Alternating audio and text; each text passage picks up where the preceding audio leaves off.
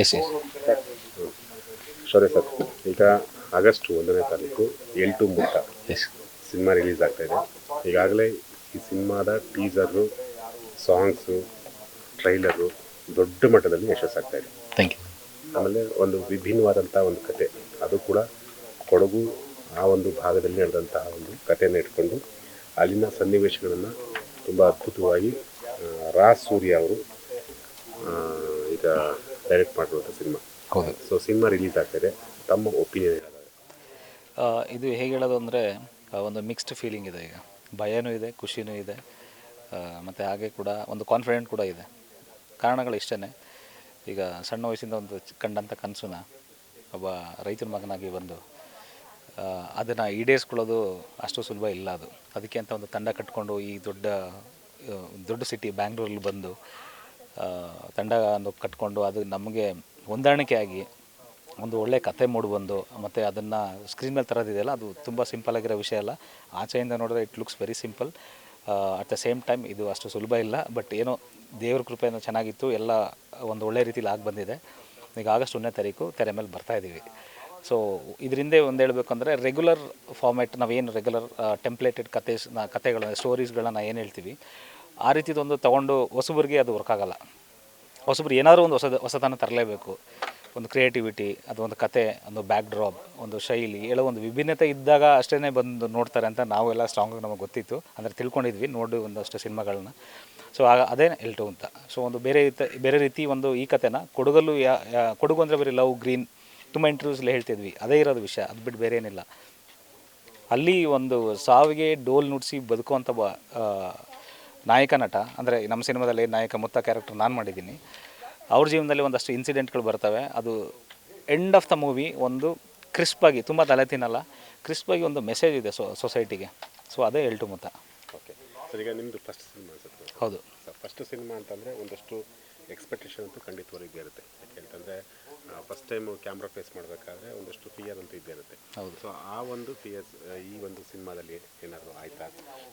First ಶಾಟೆಲ್ಲ ಹೇಗಿತ್ತು? First ಸಿನಿಮಾನ second cinema ನೋಟಲ್ಲಿ ಭಯ ಅಂತೂ ಇರುತ್ತೆ ಸರ್ ಒಳಗಡೆ.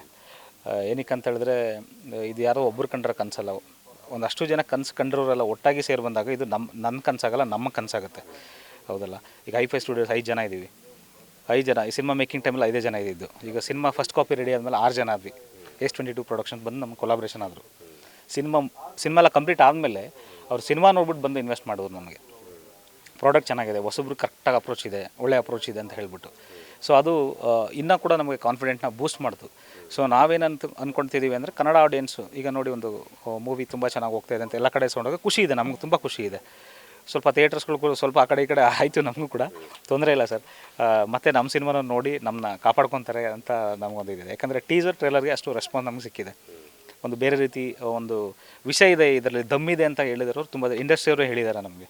ನಿಮ್ಮದು ಟೀಸರ್ ಎಲ್ಟು ಮುತ್ತ ಟೀಸರ್ ಟ್ರೇಲರು ದಮ್ಮಿದೆ ಗುರು ಅಂತ. ಈಗ ಪ್ರೀಮಿಯರ್ ಶೋ ಆದಮೇಲೆ ಜನಗಳೆಲ್ಲ ನೋಡಿ ಅವರೇ ಹೇಳ್ತಾರೆ ಅವ್ರದ್ದು ಫೀಡ್ಬ್ಯಾಕ್ ಏನಿದೆ. ನಾವಂತೂ ಯಾವುದೋ ಗಿಮಿಕ್ಸ್ ಬೇಡ, ಏನು ಬೇಡ. ಎಂಡ್ ಆಫ್ ದ ಡೇ ನಾವು ಏನೇ ಗಿಮಿಕ್ ಮಾಡೋದನ್ನು ಒಂದಿನ ಗೊತ್ತಾಗುತ್ತೆ. ಅದು ಒಂದು ಸಿನಿಮಾಗೆ ಸೀಮಿತ ಆಗಿರ್ಬಾರ್ದು. ನಾವು ಇಲ್ಲಿ ಬಂದಿರೋದು ಒಂದು ಸಿನಿಮಾ ಮಾಡೋಕ್ಕಲ್ಲ. ಇಲ್ಲಿ ಒಂದಿನ ನಾವು ಹೆಸರು ಕಟ್ಸ್ಕೊಂಡ್ಬಿಟ್ರೆ ಅದನ್ನೇ ಲೇಬಲ್ ಹಣೆಗೆ ಅಂಟಿಸ್ಕೋಬೇಕಾಗತ್ತೆ ನಾವು. ಓಕೆ ಸರ್, ಈಗ ಎಲ್ಟು ಮತ್ತು ಸಿನಿಮಾವನ್ನು ಕೆಲವರು ಕಾಂತಾರ ಸಿನಿಮಾಗೆ ಕಂಪೇರ್ ಮಾಡ್ತಾರೆ.